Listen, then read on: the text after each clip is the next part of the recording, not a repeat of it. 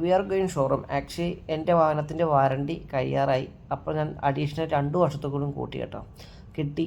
നേരെ നമ്മൾ കൂട്ടുകാരനെ വിളിച്ച് ആതിരപ്പള്ളിക്ക് പോയിരുന്നു. അപ്പോൾ ആളെ കൂട്ടിക്കൊണ്ടൊരു യാത്ര. നമ്മൾ മലയാറ്റൂർ വഴിയാണ് പോകുന്നത്.